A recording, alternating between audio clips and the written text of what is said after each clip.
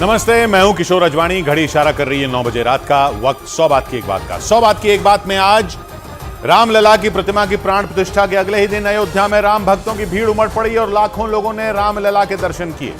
UP, MP, Rajasthan और छत्तीसगढ़ के बाद महाराष्ट्र में भी बुलडोजर का एक्शन शुरू हो गया और मीरा रोड में हिंसा के आरोपियों के अवैध निर्माण पर बुलडोजर चलाया गया। राज्य सरकार के दिशा निर्देशों को न मानने और भीड़ को हिंसा के लिए उकसाने के आरोपों में कांग्रेस नेता राहुल गांधी पर असम में एफआईआर दर्ज कर ली गई और मराठा आरक्षण के समर्थन में हजारों लोगों ने महाराष्ट्र के जालना से मुंबई के लिए मार्च शुरू कर दिया। बड़ी खबर आई मुंबई के पास मीरा रोड इलाके से। वहां एक दिन पहले उपद्रव मचाने वाले लोगों के खिलाफ सख्त एक्शन ले लिया गया। महाराष्ट्र प्रशासन के आदेश पर उन आरोपियों की दुकानों और घरों को बुलडोजर से ढा दिया गया। आरोप है कि इन लोगों ने एक दिन पहले मीरा रोड इलाके में जमकर उत्पात मचाया था और इसी के बाद प्रशासन ने उन आरोपियों के खिलाफ कड़ा एक्शन ले लिया। वहां एक दिन पहले उत्पात मचाने वाले लोगों के घरों और दुकानों पर बुलडोजर गरजा और तब तक गरजा जब तक वो दुकानें मिट्टी में नहीं मिल गईं, क्योंकि वहां एक दिन पहले कुछ लोगों पर उपद्रव करने के आरोप लगे थे और 24 घंटे पूरे होते ही उनकी दुकानों पर बुलडोजर चल गया। इस कार्रवाई के लिए जैसे ही खुदाई करने वाली एक मशीन वहां पहुंची, लोग हैरत में पड़ गए और जब तक कोई कुछ समझ पाता उस मशीन ने अपना काम शुरू कर दिया। पहले ही झटके में एक दुकान का शेड पूरी तरह चरमरा गया। इसके बाद तो उससे लगी बाकी दुकानें भी ताश के पत्तों की तरह तबाह होती दिखी। ये कार्रवाई एक दिन पहले हुए बवाल के बाद की गई। आरोप है कि जिन लोगों की दुकानों और घरों पर बुलडोजर चला, उन्होंने एक दिन पहले अलग अलग इलाकों में लोगों और पुलिस वालों को निशाना बनाया था और इसी के बाद वहां तनाव चरम पर है। वहां मचे बवाल के बाद सुबह पुलिस के साथ सुरक्षा बल की टीम तैनात कर दी गई। वहां सीआरपीएफ की एक टीम इलाके की अलग अलग सड़कों पर गश्त करती नजर आई और वो भी पूरी तैयारी के साथ। इस दौरान वहां मौजूद जवानों के हाथ में डंडे तो दिखे ही, इसके साथ मजबूत शील्ड भी नजर आई। इन शील्डों का इस्तेमाल जवान पत्थरबाजी से बचने के लिए करते हैं। इसके अलावा उनके हाथों में आंसू गैस के गोले दागने वाली गन भी दिखाई दी।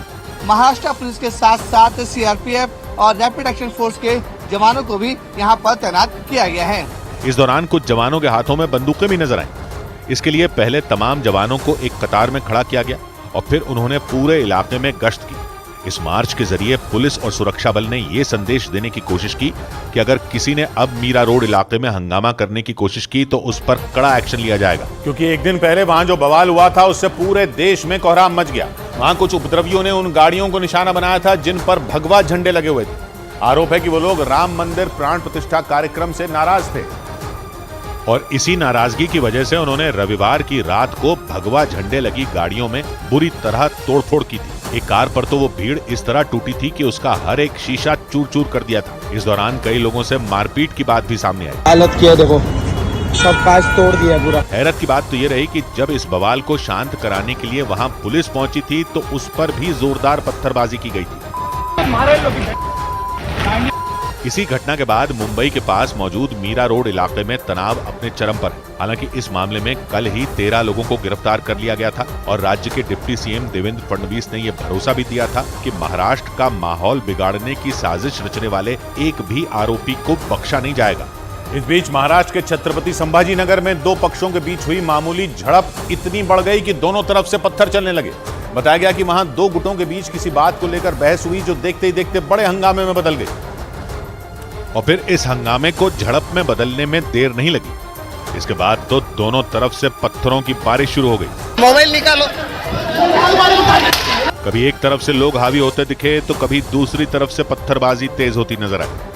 दोनों ही तरफ के लोग पीछे हटने को तैयार नहीं थे और हमने आपके बोले पे पीछे हटे, लेकिन हम आगे बढ़े तो वो भागे। चंद मिनट के अंदर तो वो सड़क पत्थरों से पट गई। सड़क पर छोटे बड़े पत्थरों का अंबार लग गया, क्योंकि पत्थरबाजी ने रुकने का नाम ही नहीं लिया। दोनों तरफ से लगातार पत्थर चलते रहे। इस दौरान लोगों ने एक दूसरे को निशाना बनाकर पत्थर बरसाए और लाठियों से भी वार किए। कुछ देर में तो वहां हालत ऐसी हो गई कि एक आदमी रुकता तो दूसरा पत्थर चलाने लगता।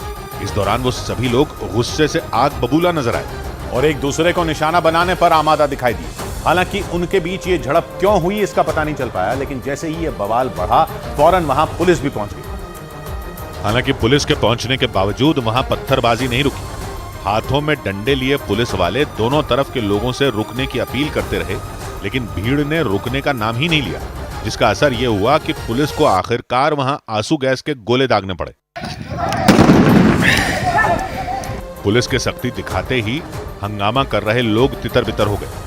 बताया गया इस मारपीट में 5 लोग बुरी तरह जख्मी हो गए। हालांकि पुलिस ने एक्शन लेते हुए पत्थरबाजी और बवाल करने के आरोप में 64 लोगों को गिरफ्तार कर लिया। उधर महाराष्ट्र के रत्नागिरी में सोशल मीडिया पर भगवान राम से जुड़ी एक विवादास्पद पोस्ट की वजह से बवाल हो गया। आरोप है कि वहां के दापोली में कुछ लोगों ने राम मंदिर प्राण प्रतिष्ठा से जुड़ी एक विवादास्पद पोस्ट सोशल मीडिया पर शेयर की। इसके बाद दापोली के कई हिंदू संगठन इसके खिलाफ सड़कों पर उतर आए और हजारों लोगों की भीड़ विवादास्पद पोस्ट करने वाले उन आरोपियों की गिरफ्तारी की मांग करने लगी। इस दौरान जहां तक निगाह गई लोग ही लोग नजर आए और सब के सब जय श्री राम के नारे लगाते सुनाई पड़े।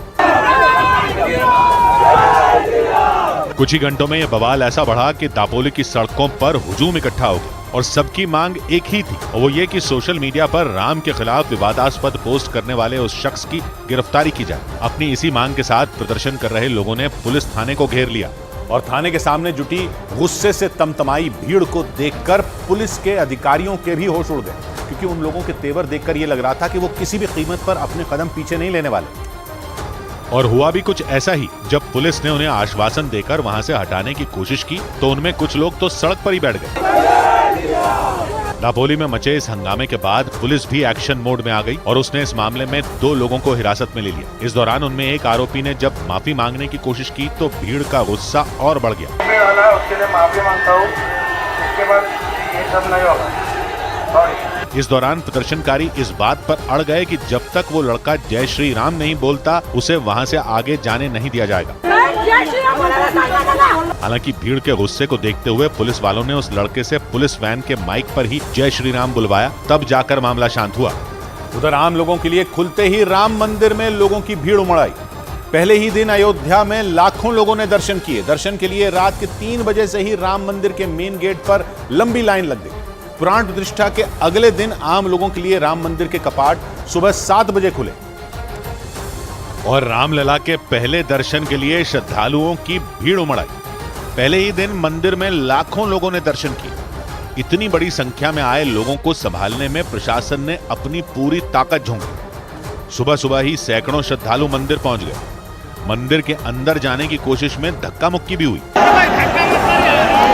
समंदर की लहरों की तरह दिख रहे राम भक्त अंदर जाने की कोशिश करने लगे और पुलिस वाले उन्हें रोकने और समझाने में जुट गए। एक तस्वीर में दिखा कि भीड़ में फंसे एक शख्स को तो सुरक्षा कर्मी खुद बचाकर बाहर लाया। पानी है। मंदिर के चेकिंग सेंटर पर तो और ज्यादा भीड़ थी। वहां लोग पुलिस की बांधी रस्सी को पार करते हुए मंदिर के गेट की ओर बढ़े और पुलिस वालों ने रस्सी पकड़कर भीड़ को रोकने की कोशिश जारी रखी, लेकिन लोग ज्यादा थे और इसलिए मंदिर के मेन गेट पर श्रद्धालुओं का जमावड़ा लग गया। पुलिस ने लोगों को समझाकर मेन गेट पर रोकना चाहा। हालात काबू में रखने के लिए पुलिस ने बैरिकेडिंग लगाकर रास्ते भी बंद कर दिए, लेकिन श्रद्धालु अंदर जाने के लिए परेशान दिखे।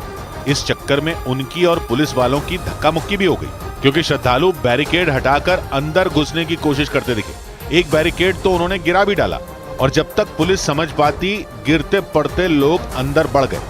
तस्वीरों में दिखा कि धक्का मुक्की के बीच एक महिला गिर गई। उसे पुलिस वाले जैसे तैसे संभाल कर ले आए। अब ठीक है आप ठीक है? हाँ मैं ठीक हूँ। गिर गई थी वहाँ पे? हाँ मैं ठीक हूँ, अभी मैं ठीक हूँ। जी पुलिस वाले एक बच्ची को भी बचाकर लाते दिखाई दिए और उसे सुरक्षित स्थान पर बिठाया। पुलिस ने भीड़ को रोकते हुए बैरिकेड जैसे तैसे फिर से लगाया। लोगों को शांत न होता देख पुलिस अधिकारियों ने उनके आगे हाथ तक जोड़े और हालात नियंत्रण में करने के लिए कुछ घंटों के लिए मंदिर में एंट्री रोक दी गई।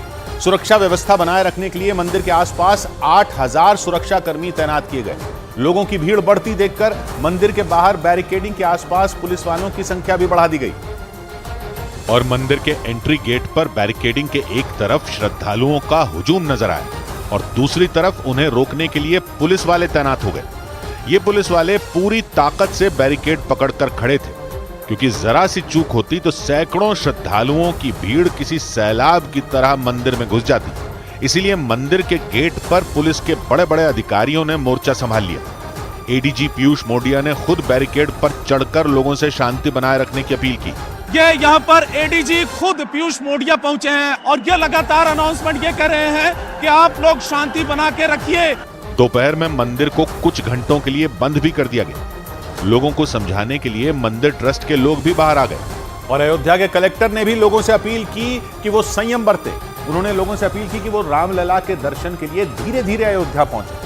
आम लोगों के लिए मंदिर खुलने का पहला दिन था, इसलिए लोगों में भी उत्साह था और इसीलिए पहले ही दिन लाखों लोगों ने रामलला के दर्शन किए। मंदिर में एंट्री के लिए सुबह सुबह जुटी भीड़ में एक छोटा बच्चा भी नजर आया। वो राम भक्तों को देखकर खुश हो गया और ताली बजाने लगा। मंदिर में दर्शन का पहला दिन था, इसलिए नियमों में कुछ ढील दी गई। बहुत रश है तो हम उनको रेगुलेटेड वे में होल्डिंग एरियाज बना के धीमे धीमे सबको दर्शन करा रहे हैं, तो उनके लिए बहुत हम लोग रिस्ट्रिक्शन में नहीं लगा रहे हैं। अयोध्या का राम मंदिर रोजाना सुबह 7 बजे से रात 12 बजे तक खुला रहेगा। इस बीच दोपहर 1 से 3 बजे तक मंदिर बंद रहेगा। रामलला को रोजाना सुबह 4 बजे मंत्रों से जगाया जाएगा और सुबह 4:30 से 5 बजे तक आरती होगी। इसके अलावा श्रृंगार आरती सुबह 6:30 बजे, भोग आरती दोपहर 12 बजे और शाम की आरती शाम 7:30 बजे होगी। हर आरती से पहले रामलला को भोग लगेगा। इस बीच प्राण प्रतिष्ठा के बाद राम मंदिर में हुई पहली आरती की तस्वीरें आई। एक दिन पहले राम मंदिर में पीएम के हाथों रामलला की प्रतिमा की प्राण प्रतिष्ठा हुई थी और रामलला की सुंदर छवि सामने आई थी। और प्राण प्रतिष्ठा के बाद सुबह सुबह उसी सुंदर छवि की आरती हुई।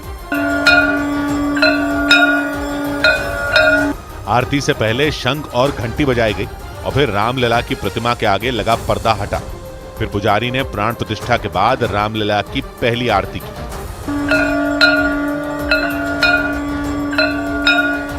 एक दिन पहले राम मंदिर में प्राण प्रतिष्ठा हुई थी। प्रधानमंत्री ने मुख्य यजमान की भूमिका निभाते हुए रामलला की प्रतिमा की प्राण प्रतिष्ठा की थी। उधर प्रधानमंत्री ने राम मंदिर में प्राण प्रतिष्ठा समारोह की कुछ खास तस्वीरें शेयर की। ये तस्वीरें शेयर करते हुए प्रधानमंत्री ने सोशल मीडिया पर लिखा कि 22 जनवरी का अद्भुत दिन हमारी यादों का हिस्सा बन गया। और ये लिखते हुए प्रधानमंत्री ने प्राण प्रतिष्ठा समारोह का एक वीडियो शेयर किया। आसमान से फूलों की बारिश होना, प्रधानमंत्री का पैदल मंदिर में एंट्री लेना और राम मंदिर बनने पर राम भक्तों की आंखों से आंसू छलकना।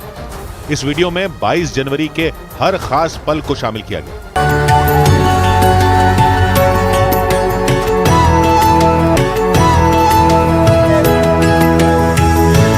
रामलला की प्राण प्रतिष्ठा से 500 साल पुराना सपना सच हुआ और मंदिर परिसर में मौजूद संत और दूसरे मेहमान झूम उठे। वीडियो में वो तस्वीरें भी नजर आईं। प्रधानमंत्री ने जब मंदिर में एंट्री ली थी तो पहली बार दुनिया ने अंदर से राम मंदिर की भव्यता देखी थी, क्योंकि प्राचीन नागर शैली से बने राम मंदिर की दीवारों पर खूबसूरत नक्काशी की गई है। वीडियो में वही बेशकीमती नक्काशी नजर आई। इस वीडियो में मंदिर के गर्भगृह में स्थापित रामलला की प्रतिमा भी बारीकी से दिखाई गई, क्योंकि प्रधानमंत्री ने जो वीडियो शेयर किया उसमें रामलला की प्रतिमा में बनी कलाकृतियों पर फोकस किया गया और प्रतिमा में बनी हनुमान की कलाकृति और विष्णु के अलग अलग अवतार दिखाए गए। राम आ गए।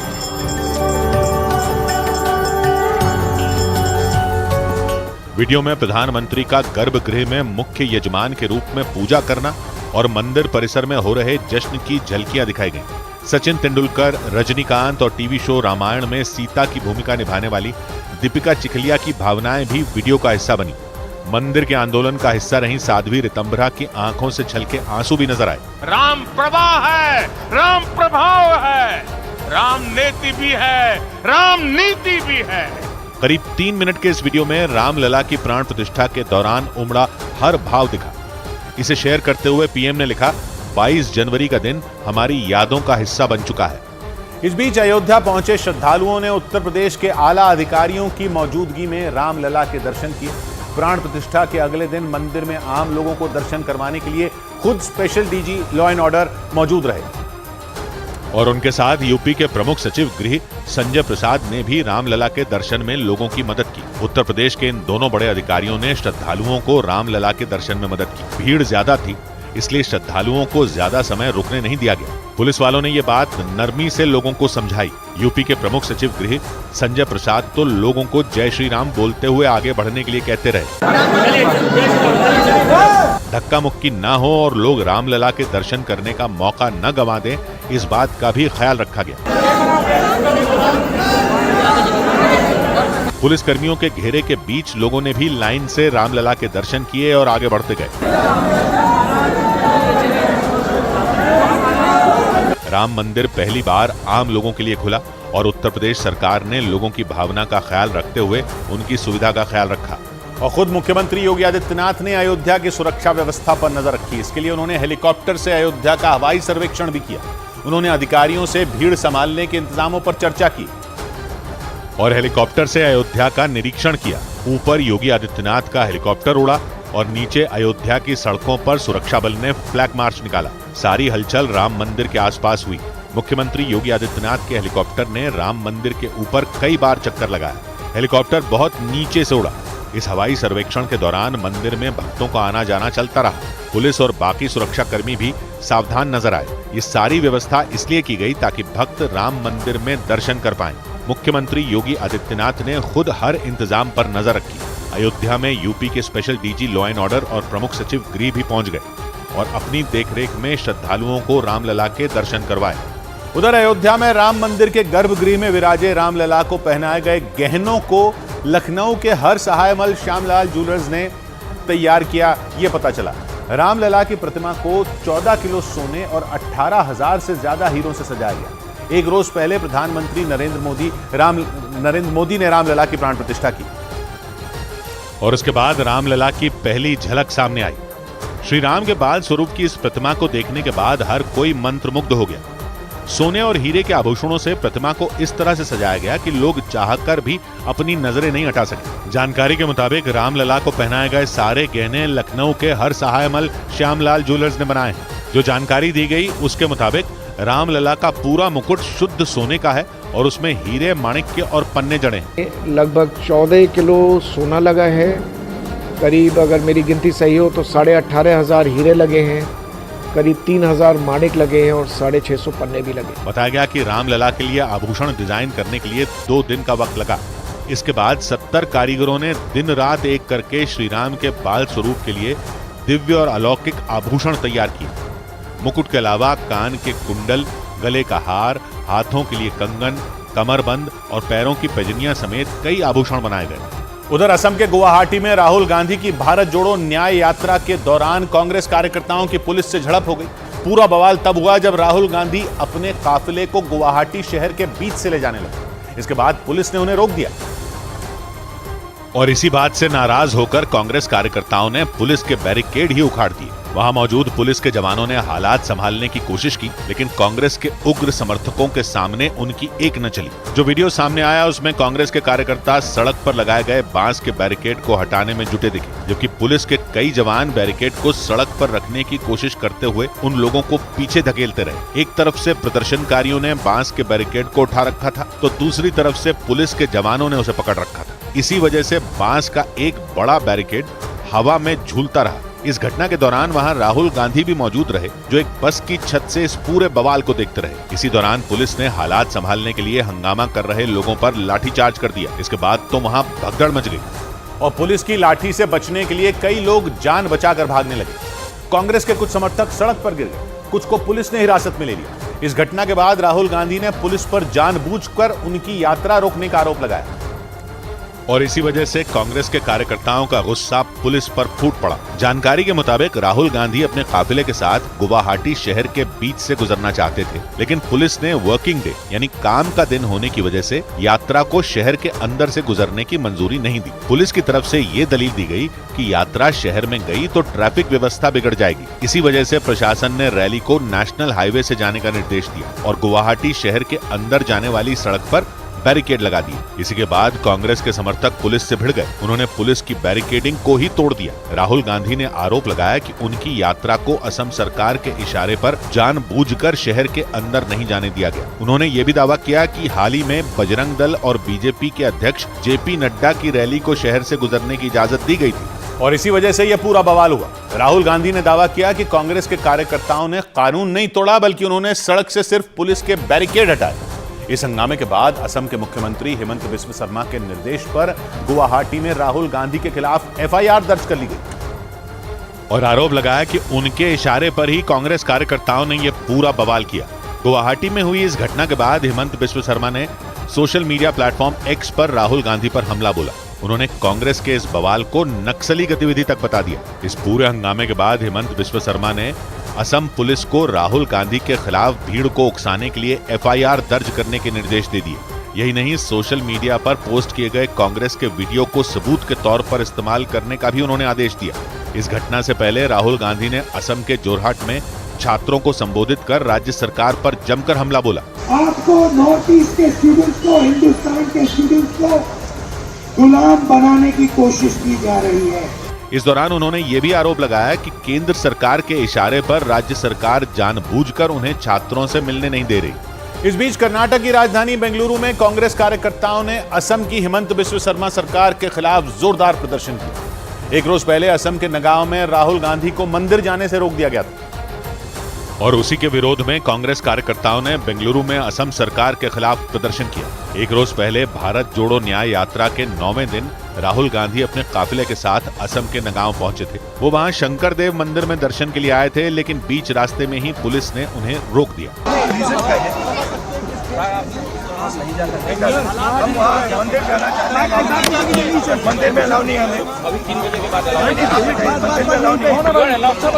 राहुल गांधी के लाख समझाने के बाद भी उन्हें आगे जाने की इजाजत नहीं मिली।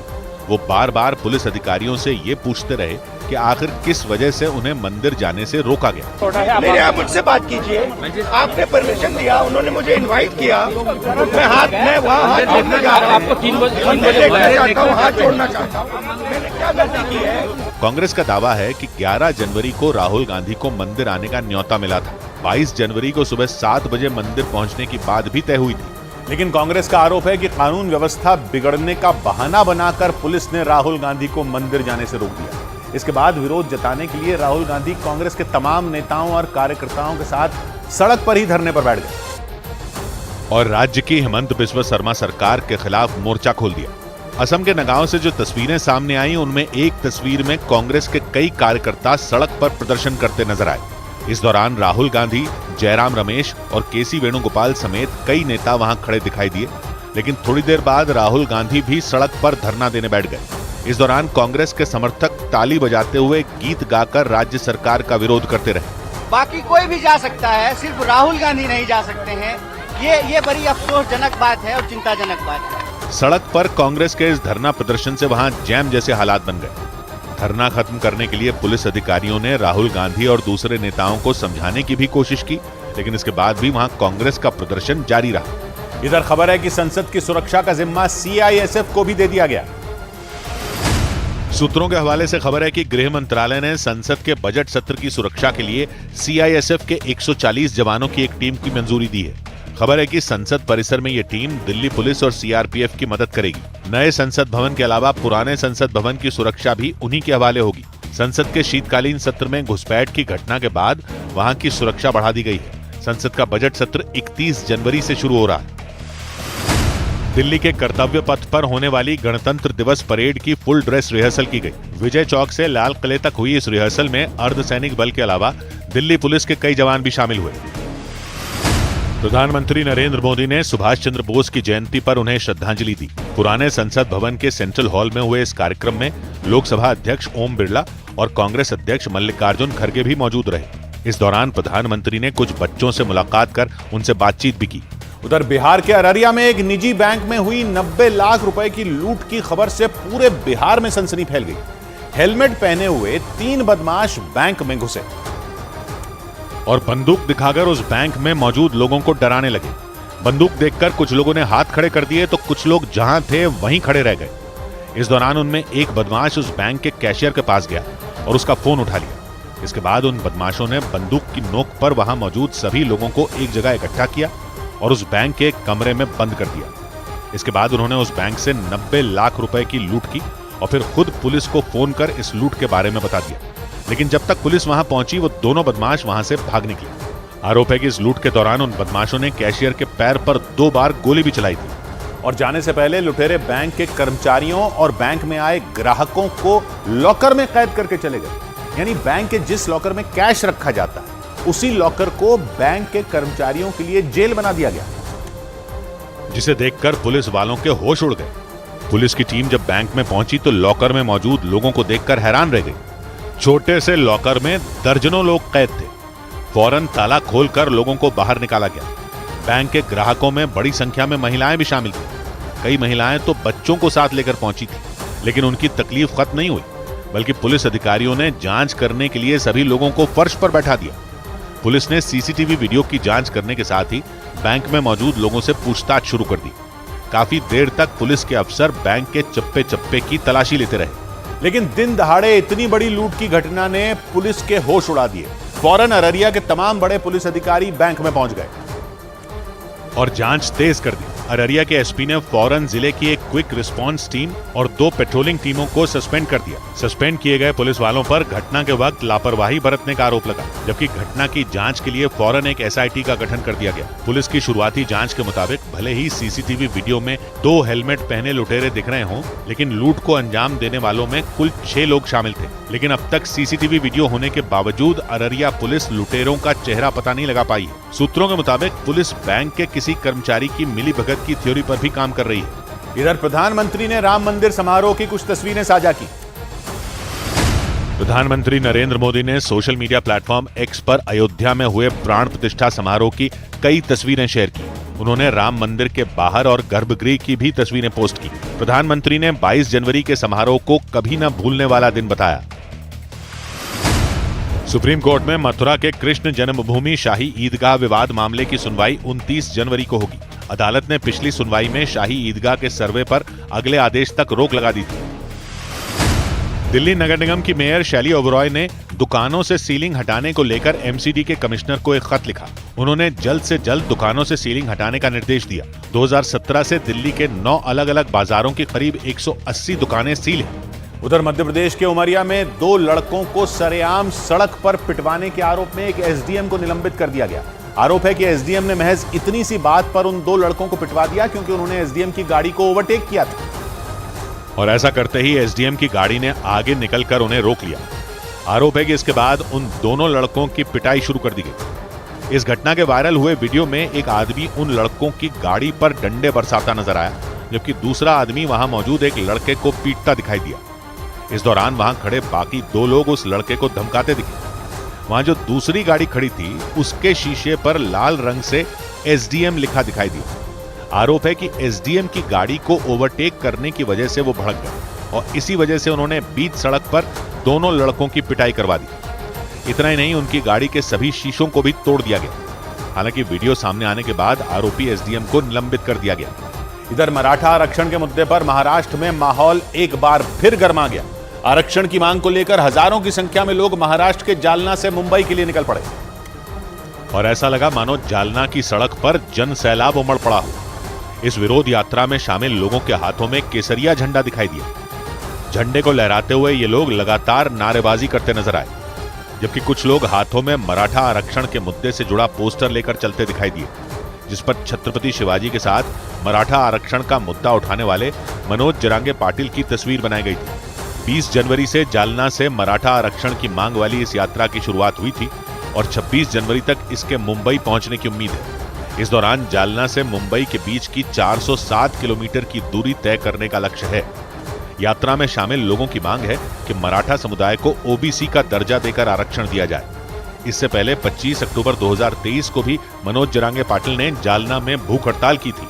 इस बीच पाकिस्तान के पूर्व प्रधानमंत्री नवाज शरीफ के समर्थन में निकाली गई एक रैली में उनके समर्थक शेर और बाघ लेकर पहुंच गए। ये कोई खिलौने नहीं थे जिनकी, बल्कि असली बाघ पिंजरे में बंद कर वहां लाया गया। पाकिस्तान में अगले महीने चुनाव होने वाले हैं और नवाज शरीफ की पार्टी पीएमएलएन का चुनाव चिन्ह शेर है और माना जा रहा है कि इसी बात को दिखाने के लिए उनके समर्थक वहां असली बाघ लेकर पहुंच गए। मतलब बीच सड़क पर छोटे से पिंजरे में बाघ को लाया गया और उसके जरिए नवाज शरीफ की पार्टी पीएमएलएन का प्रचार किया गया। इस दौरान एक आदमी तो बाघ के पिंजरे में हाथ डालकर उसे पुचकारता भी दिखा। जख्मी हुआ थोड़ा था। हालांकि ये इकलौता कारनामा नहीं था। लाहौर में ही हुई एक दूसरी रैली के दौरान नवाज शरीफ के समर्थकों ने बीच सड़क पर आतिशबाजी कर दी। नवाज शरीफ के समर्थकों ने जो पटाखे जलाए उनके टुकड़े हवा में गोलियों की तरह उड़ने लगे। वो किसी की आंख में लगे तो किसी के कान में घुस गए। हालांकि जैसे ही इसकी खबर नवाज शरीफ को लगी वो बौखला गए। इसके बाद उन्होंने फौरन अपने समर्थकों से इस तरह के चुनाव प्रचार को रोकने की अपील कर डाली और उस बाघ को पास के चिड़ियाघर में भिजवा दिया। उधर प्रधानमंत्री ने अयोध्या में अपने अनुभवों को राष्ट्रपति से साझा किया। प्रधानमंत्री नरेंद्र मोदी ने अयोध्या समारोह पर राष्ट्रपति द्रौपदी मुर्मू के भेजे गए खत का जवाब दिया। उन्होंने अपनी चिट्ठी में लिखा कि वो एक अयोध्या को अपने मन में भी लेकर लौटे हैं। इससे पहले राष्ट्रपति ने उन्हें खत भेजकर राम मंदिर समारोह की बधाई दी थी। एक्टर अमिताभ बच्चन ने अयोध्या में हुए भव्य समारोह की कुछ तस्वीरें सोशल मीडिया प्लेटफॉर्म एक्स पर शेयर की। उनमें एक तस्वीर में अमिताभ बच्चन रामलला की मूर्ति के सामने खड़े दिखाई दिए। उन्होंने अपनी पोस्ट के जरिए राम के जयकारे भी लगाए। अयोध्या में हुए भव्य समारोह के बाद पाकिस्तान ने एक बयान जारी कर अपनी बौखलाहट जाहिर की। उसने प्राण प्रतिष्ठा कार्यक्रम को भारतीय लोकतंत्र के लिए खतरा बताया और साथ ही इसे चुनावी अभियान से भी जोड़ने की कोशिश की। इधर देश भर में अचानक दिल का दौरा पड़ने की बढ़ रही घटनाओं के बीच हरियाणा के भिवानी से भी दिल दहला देने वाली एक खबर आई। वहां रामलीला में हनुमान का किरदार निभा रहे एक आदमी को अचानक हार्ट अटैक आ गया और वो मंच पर ही गिर गए। काफी देर तक वो मंच पर ऐसे ही लेटे रहे, लेकिन कोई समझ ही नहीं पाया कि उन्हें दिल का दौरा पड़ा है, क्योंकि जिस वक्त उन्हें हार्ट अटैक आया वो रामलीला में हनुमान का किरदार निभा रहे थे और रामलीला के एक सीन के दौरान वो राम के चरणों में झुक गए थे। लेकिन जैसे ही वो झुके उन्हें दिल का दौरा पड़ गया और वो वहीं गिर गए। इस दौरान मंच पर मौजूद सभी लोगों को लगा कि वो भक्ति में लीन हो गए, लेकिन जब वो काफी देर तक नहीं उठे तो लोगों ने उन्हें उठाने की कोशिश की। जैसे गाना खत्म हुआ ये भक्ति में पैरों में गिर गए। हमें लगा कि भक्ति में लीन है। 2-4 मिनट उठाते रहे, उठे नहीं है। इसके बाद उन्हें अस्पताल ले जाया गया, लेकिन अस्पताल पहुंचने से पहले ही उनकी जान चली गई। बताया गया कि वो पिछले 25 साल से हनुमान का किरदार निभा रहे थे, इसलिए जब वो फिर से खड़े नहीं हुए तो लोगों को लगा कि वो राम भक्ति में लीन हो गए। और ऐसा ही डरा देने वाला एक मामला उत्तर प्रदेश के अमरोहा से भी सामने आया। वहां गाड़ी धोते धोते एक आदमी को अचानक दिल का दौरा पड़ गया और वो सीधे मुंह जमीन पर गिर पड़ा। बताया गया कि रोज की तरह वो आदमी पार्किंग में खड़ी अपनी गाड़ी को धो रहा था। इसी दौरान जब वो उस गाड़ी के बोनेट को धोने के लिए आगे झुका तो उसे दिल का दौरा पड़ गया और वो मुंह के बल जमीन पर गिर पड़ा। काफी देर तक वो वहीं पड़ा रहा। इसके बाद आसपास के लोग वहां पहुंचे और उसे अस्पताल में भर्ती करवाया, लेकिन डॉक्टरों के मुताबिक अस्पताल पहुंचने से पहले ही उसने दम तोड़ दिया। वह गाड़ी धो रहे थे और ठंड ज्यादा होने के कारण इन्हें चक्कर आया और ये गिर पड़े। बताया गया कि कड़ाके की ठंड की वजह से उस आदमी को गाड़ी धोते हुए अचानक सीने में दर्द हुआ और वो जमीन पर गिर पड़ा। उधर राजस्थान के अलवर जिले में अतिक्रमण की वजह से बुजुर्ग की मौत के बाद बुलडोजर एक्शन लिया गया। उनको दिल का दौरा पड़ने के बाद अस्पताल ले जाया जा रहा था, लेकिन जैम की वजह से अस्पताल से सिर्फ 500 मीटर की दूरी पर ही उनका निधन हो गया, क्योंकि वो समय पर अस्पताल पहुंच ही नहीं सके। एक रोज पहले उनको दिल का दौरा पड़ा तो परिवार के लोग उन्हें एक गाड़ी में लादकर अस्पताल की तरफ भागे, लेकिन हरसोरा रोड पर लगे जैम की वजह से उनकी गाड़ी फंस गई। इसके बाद परिवार के लोगों ने एक खाट पर बुजुर्ग को लादा और अस्पताल की तरफ बढ़ने लगे, लेकिन ट्रैफिक जैम इतना भयानक था कि उन्हें खाट पर लादकर भी अस्पताल नहीं पहुंचाया जा सका और उनकी जान चली गई। घटना की जानकारी मिलते ही प्रशासन एक्शन में आ गया। जिस सड़क जैम की वजह से बुजुर्ग की जान गई वहां बुलडोजर गरजने लगा। कुछ ही घंटों में बुलडोजर ने अतिक्रमण को पूरी तरह साफ कर दिया। बाजार में बुलडोजर एक्शन की खबर मिलते ही लोगों की भीड़ इकट्ठा हो गई। हालांकि भारी संख्या में पुलिस वाले पहले से ही वहां मौजूद थे। जैम में फंसने से बुजुर्ग की मौत पर बुलडोजर एक्शन की चर्चा पूरे राजस्थान में होने लगी। उधर विपक्षी गठबंधन में प्रधानमंत्री पद के उम्मीदवार पर राहुल ने बड़ा बयान दे दिया।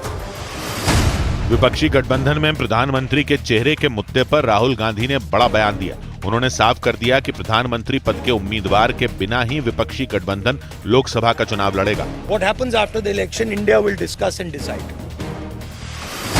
हरियाणा में पड़ रही कड़ाके की ठंड को देखते हुए शिक्षा विभाग ने सभी स्कूलों की छुट्टियां बढ़ा दी। नए फैसले के तहत सभी स्कूलों में पहले से लेकर 5वीं क्लास 27 जनवरी तक बंद रहेंगी।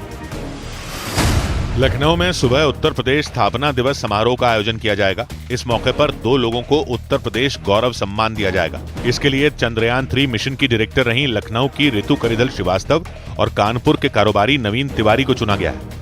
इधर जयपुर में प्रधानमंत्री और फ्रांस के राष्ट्रपति के दौरे की तैयारियां तेज हो गई। 25 जनवरी को जयपुर में दोनों के बीच द्विपक्षीय वार्ता होगी, लेकिन उससे पहले प्रधानमंत्री मोदी और फ्रांस के राष्ट्रपति मैक्रोन जयपुर के पर्यटन स्थलों का दौरा करेंगे। ऐसे में राजस्थान के मुख्यमंत्री भजनलाल शर्मा खुद तैयारियों का जायजा लेने पहुंचे।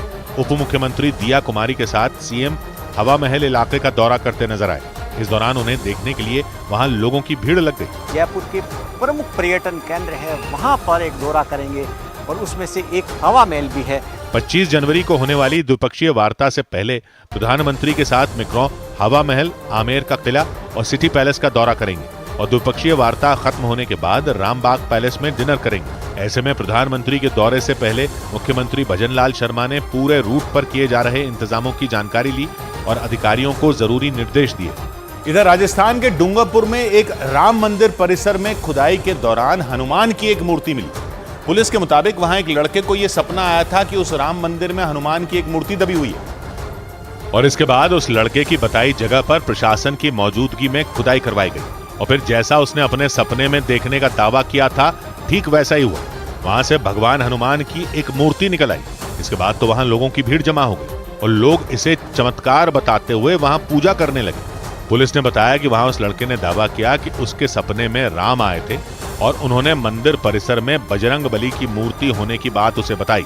इसके बाद जब प्रशासन ने उस मंदिर परिसर में खुदाई की तो उन्हें हनुमान की मूर्ति मिली। इस दौरान वहां मौजूद लोगों ने नारे लगाए। इसके बाद उस मूर्ति को उसी परिसर में मौजूद राम मंदिर में रख दिया गया। उसे देखने के लिए भक्तों की भारी भीड़ जमा हो गई। उधर गाजा में लड़ रही इजराइल की फौज को हमास ने अब तक की सबसे बड़ी चोट दे डाली। इजराइल के मीडिया के मुताबिक हमास के लड़ाकों ने एक झटके में इजराइल के 21 सैनिकों को मार गिराया और खुद इजराइल ने भी इस हमले की पुष्टि की। इजराइल की सेना के प्रवक्ता ने बताया कि हमास के लड़ाकों ने घात लगाकर हमला किया।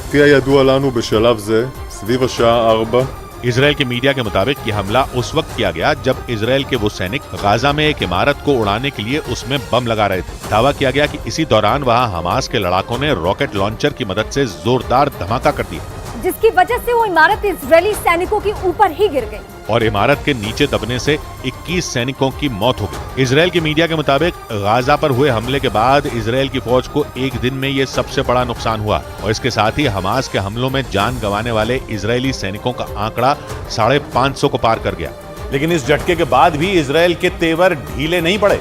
21 सैनिकों की मौत के बाद तो इजराइल के प्रधानमंत्री बेंजामिन नेतन्याहू बुरी तरह भड़क गए। उन्होंने गाजा में हमास के खिलाफ जारी हमलों को और तेज करने का आदेश दे दिया और इसके बाद तो इजराइल की फौज ने गाजा के कई इलाकों पर एक साथ कहर ढा दिया। भयंकर धमाकों ने लोगों को खौफ से भर दिया। गाजा के खान यूनिस इलाके से आई तस्वीरों में दिखा कि एयर स्ट्राइक के बाद लोग जान बचाने के लिए इधर उधर भागने लगे। इजराइल के मीडिया के मुताबिक वहां की सेना ने उत्तरी गाजा के जबालिया से लेकर दक्षिणी गाजा के खान यूनिस इलाके तक जोरदार हमले किए। इजराइल ने इन हमलों में हमास के दर्जनों ठिकानों को मिट्टी में मिलाने का दावा किया, लेकिन गाजा के स्वास्थ्य मंत्रालय ने एक बार फिर इजराइल पर आम लोगों को टारगेट करने का आरोप लगाया और दावा किया कि इजरायली हमलों के दौरान एक दिन में 170 से ज्यादा बेकसूर लोगों की मौत हो गई। इधर जेपी नड्डा ने गुजरात में बड़ी जीत का दावा कर दिया। बीजेपी अध्यक्ष जेपी नड्डा ने गुजरात के अहमदाबाद में पार्टी के चुनावी दफ्तर का उद्घाटन किया। इस कार्यक्रम में गुजरात के मुख्यमंत्री भूपेंद्र पटेल भी मौजूद रहे। इस दौरान जेपी नड्डा ने दावा किया कि लोकसभा चुनाव में बीजेपी गुजरात में क्लीन स्वीप करेगी। 2024 में भी गुजरात की जनता 26 आउट ऑफ 26 सीटों में विजयश्री हासिल कराएगी। टीएमसी नेता महुआ मोइत्रा के करीबी रहे सुप्रीम कोर्ट के वकील जय अनंत देहादराई को सीबीआई ने तलब किया। जांच एजेंसी ने महुआ मोइत्रा के खिलाफ भ्रष्टाचार से जुड़े मामले में पूछताछ के लिए उन्हें गुरुवार को बुलाया। बाला साहेब ठाकरे की जयंती पर महाराष्ट्र के मुख्यमंत्री एकनाथ शिंदे ने उन्हें श्रद्धांजलि दी। मुंबई में एकनाथ शिंदे ने बाला साहेब ठाकरे की प्रतिमा पर माल्यार्पण किया। उधर बड़ी खबर आई चीन में आए विनाशकारी भूकंप से जुड़ी। वहां के शिनजियांग प्रांत में आए भूकंप ने हाहाकार मचा दिया। चीन में आए इस भयानक भूकंप की तीव्रता रिक्टर स्केल पर 7 से ज्यादा रिकॉर्ड की गई। न्यूज एजेंसी रॉयटर्स के मुताबिक शिनजियांग में धरती के कांपने की वजह से देखते ही देखते 120 इमारतें धूल में मिल गईं और खबर है कि उस जलजले में शिनजियांग में सैकड़ों लोग घायल हो गए क्योंकि भूकंप में जमींदोज हो चुके मकानों में बड़ी संख्या में लोग दब गए। हालांकि उन लोगों को मलबे से निकालने के लिए बड़े पैमाने पर रेस्क्यू ऑपरेशन शुरू किया गया, लेकिन 7.1 तीव्रता वाले जलजले से पूरा चीन दहल गया। चीन के शिनजियांग प्रांत से कुदरत के कहर की कुछ खौफनाक तस्वीरें भी सामने आई। भूकंप की वजह से एक मकान में रखे एक्वेरियम का पानी बुरी तरह हिलोरे मारता दिखा। ऐसा लगा मानो हिलते हुए एक्वेरियम का पूरा पानी उसमें रखी रंग बिरंगी मछलियों के साथ एक ही झटके में फर्श पर आ जाएगा। भूकंप की वजह से एक मकान में लगी लाइटें और झूमर भी बुरी तरह हिलते दिखाई दिए। न्यूज एजेंसी रॉयटर्स के मुताबिक इस जोरदार भूकंप का केंद्र चीन के शिनजियांग प्रांत में जमीन से 22 किलोमीटर नीचे था और इसकी तीव्रता रिक्टर स्केल पर 7.1 रिकॉर्ड की गई। और इस जलजले का असर दुनिया के कई देशों में महसूस किया गया, क्योंकि चीन में धरती के हिलने के साथ ही दुनिया भर के कई देशों में भूकंप के झटके महसूस किए गए। रॉयटर्स के मुताबिक भूकंप की वजह से शिनजियांग प्रांत में 120 घर पूरी तरह तबाह हो गए। यानी चंद सेकंड में ही कुदरत के कहर से वहां लोग कांप गए। 35 दिनों के अंदर चीन में भूकंप का ये दूसरा बड़ा झटका था। पिछले साल दिसंबर महीने में भी वहां तबाही मचाने वाला जलजला आया था, जिसकी वजह से गांसू और शिंघाई प्रांत में कोहराम मच गया था। लेकिन इस बार धरती चीन के शिनजियांग में हिली। न्यूज एजेंसी रॉयटर्स के मुताबिक भूकंप की वजह से इस पहाड़ी इलाके में जमीन भी खिसक गई और वहां बने मकान कागज के पत्तों की तरह जमींदोज हो गए। भूकंप की वजह से शिनजियांग में रेल सेवा भी बुरी तरह प्रभावित हुई, क्योंकि जमीन खिसकने की वजह से कई जगह रेल पटरियों को नुकसान हो गया। इसके बाद वहां के रेलवे विभाग ने 27 ट्रेनों को तुरंत रोक दिया, क्योंकि कमजोर हो चुकी पटरियों पर ट्रेनों के दौड़ने से बड़ा हादसा हो सकता था। शिनजियांग प्रांत से सामने आए एक वीडियो में वहां के रेलवे विभाग के कर्मचारी रेल पटरियों की मरम्मत करते दिखाई दिए। रेस्क्यू टीम के कुछ सदस्य एक पिलर में आई दरार की जांच करते नजर आए। भूकंप ने रेल की रफ्तार पर ब्रेक तो लगाई ही, सड़क पर दौड़ने वाली गाड़ियों को भी कुछ देर के लिए रोक दिया गया और उनमें बैठे लोग उतरकर सुरक्षित जगह जाते दिखे। भूकंप की वजह से कुछ पल के लिए मानो वहां सब कुछ थम सा गया, क्योंकि चीन के शिनजियांग में कुदरत ने डबल अटैक किया। भयानक बर्फबारी और कड़कड़ाती ठंड का सामना कर रहे इस इलाके में आए भूकंप ने मुसीबत और ज्यादा बढ़ा दी। हालांकि बिना वक्त गंवाए वहां की रेस्क्यू टीम ने घरों का मलबा हटाने का काम शुरू कर दिया, क्योंकि इस बात की आशंका थी कि कई लोग उन मकानों के मलबे में दबे हो सकते हैं। रेस्क्यू टीम ने एक मकान के मलबे से एक बच्ची को निकाला और गाड़ी में बैठाया और रेस्क्यू टीम ने मकान के मलबे से घायल कई दूसरे लोगों को भी निकालकर अस्पताल पहुंचाया। मलबा जल्दी से जल्दी हटा लिया जाए, इसके लिए बड़ी बड़ी मशीनें लगा दी गई। हर गुजरते वक्त के साथ राहत और बचाव के काम में जुटी टीम की सांसें फूल रही थीं, क्योंकि मलबे में दबे लोगों को बचाने के लिए वक्त बेहद कम बचा था। मकान का भारी भरकम मलबा, ऊपर से हड्डियां जमा देने वाली ठंड की वजह से रेस्क्यू ऑपरेशन कई गुना मुश्किल हो गया, क्योंकि राहत बचाव में जुटे टीम के सदस्यों ने हिम्मत नहीं हारी और लगातार मलबा हटाते दिखे। चीन के शिनजियांग में इन दिनों भयानक सर्दी पड़ रही है। वहां बीते कई दिन से बर्फबारी ने कहर बरपा रखा है और दक्षिणी शिनजियांग के जिस हिस्से में भूकंप आया वहां पारा माइनस में चल रहा है, जिसका मतलब यह कि आने वाले दिनों में भी रेस्क्यू ऑपरेशन के दौरान वहां भारी मुश्किल हो सकती है। चीन के शिनजियांग प्रांत में भूकंप ने लोगों को दहला दिया तो वहां के यूनान प्रांत में पहाड़ का एक हिस्सा खिसक जाने से तबाही आ गई, क्योंकि यूनान प्रांत में पहाड़ का वो हिस्सा खिसककर नीचे बसे गांव पर आ गया। न्यूज एजेंसी रॉयटर्स के मुताबिक इस प्राकृतिक आपदा में 20 लोगों की मौत हो गई, जबकि 50 से ज्यादा लोगों के घायल होने की खबर है। जिस गांव पर कुदरत ने कहर बरपाया, वहां के लोगों के मुताबिक पहाड़ से मलबा ऐसे नीचे आया मानो वहां बहुत ताकतवर धमाका हो गया हो। पहाड़ से लाखों टन मिट्टी और बर्फ एक झटके में नीचे आई। मकानों पर मलबा आने की वजह से वहां मिट्टी का अंबार लग गया। प्राकृतिक आपदा की सूचना मिलते ही रेस्क्यू ऑपरेशन के लिए एक टीम वहां पहुंच गई।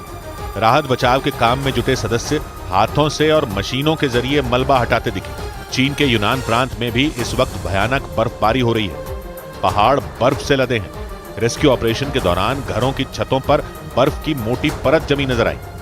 इधर महाराष्ट्र के पुणे में भारतीय फिल्म और टेलीविजन संस्थान परिसर में लगे एक बैनर पर बवाल हो गया।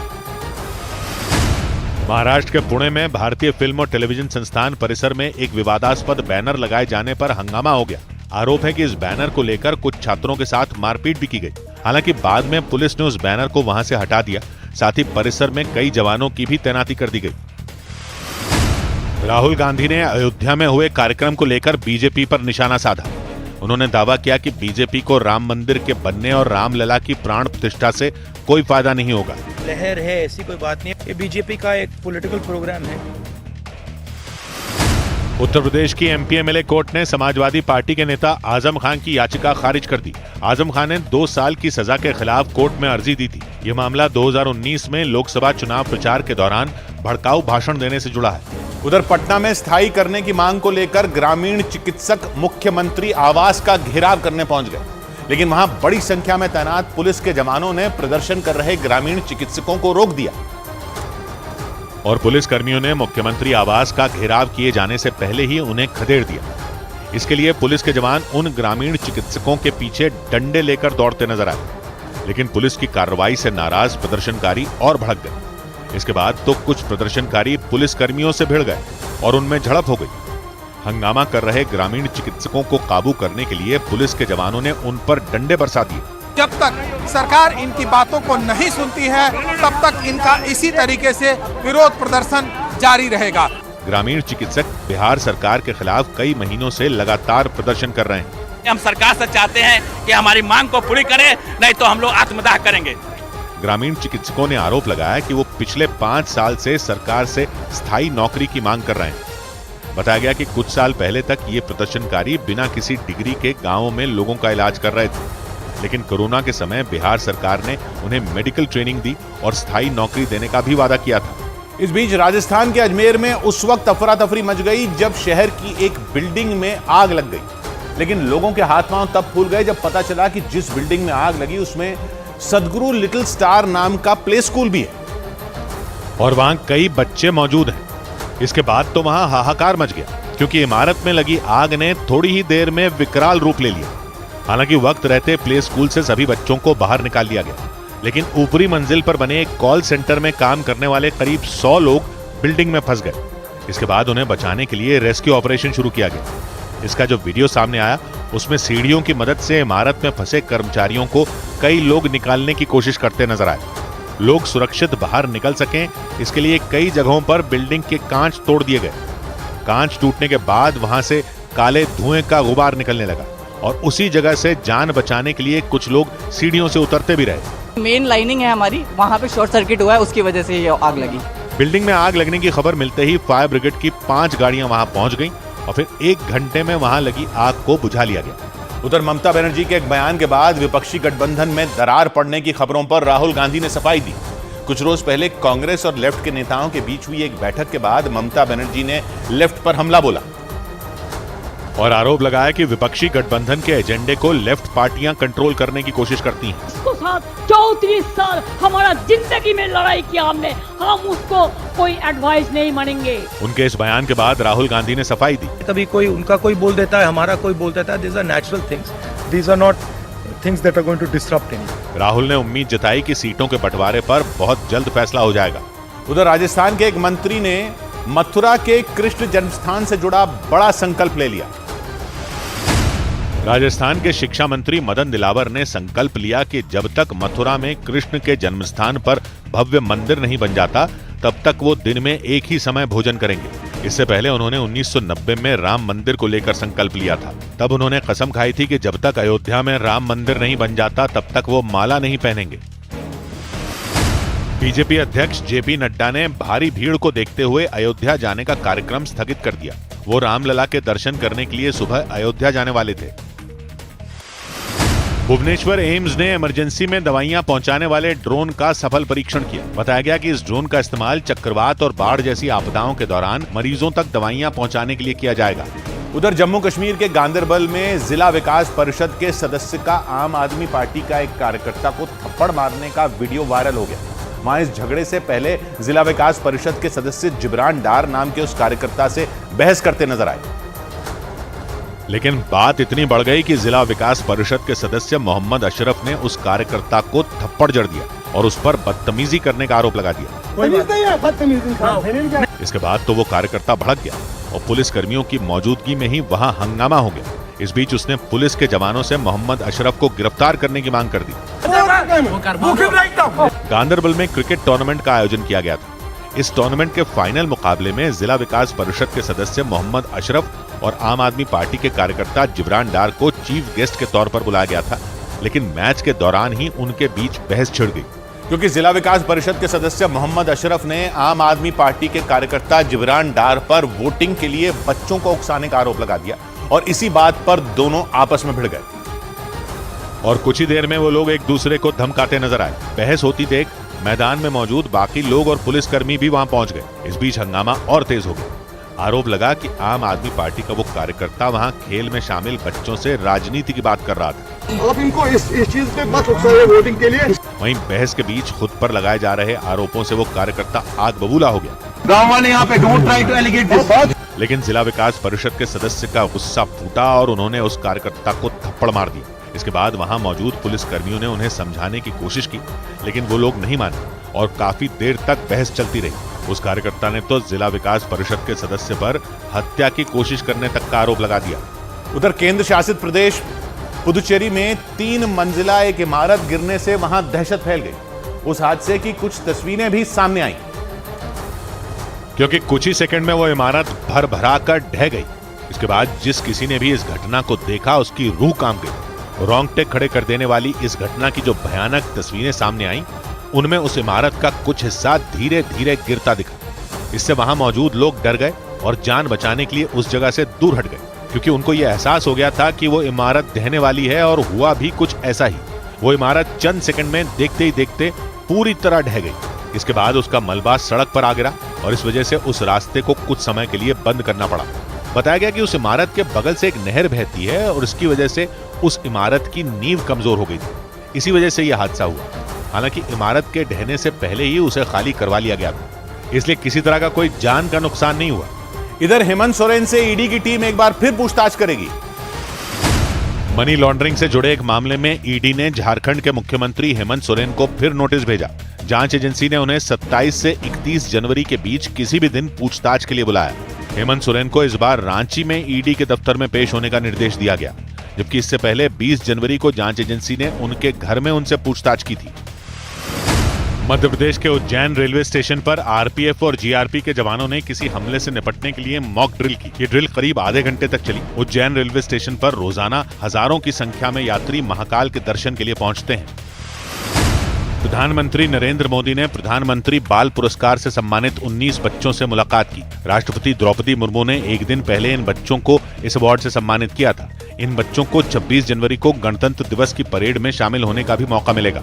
उधर मध्य प्रदेश के अमरकंटक के इंदिरा गांधी राष्ट्रीय जनजातीय विश्वविद्यालय में छात्रों के 2 गुट आपस में उलझ गए। जानकारी के मुताबिक जिन लड़कों के बीच लड़ाई हुई वो सभी बीजेपी की छात्र इकाई एबीवीपी के सदस्य हैं। दावा किया गया कि उनके बीच पदों के बंटवारे को लेकर झड़प हुई और इस दौरान वहां जबरदस्त लात घूंसे चले। वहां से आए एक वीडियो में कुछ लोग झुंड बनाकर खड़े नजर आए। ऐसा लगा जैसे उनके बीच किसी बात को लेकर बहस हो रही थी और फिर अचानक उनमें 2 लड़कों ने एक दूसरे का कॉलर पकड़ा और हाथ पैर चलाने शुरू कर दिए। इसके बाद तो 2 लड़कों की मारपीट पलक झपकते ही 2 गुटों की मारपीट में बदल गई। जिसके हाथ जो लगा वो उसी से दूसरे को मारने लगा। किसी ने घूंसे मारे तो कोई लात चलाता दिखा। इस दौरान एक लड़का लोहे की रॉड उठा लाया। इसके बाद जो हुआ, ब्रेक के बाद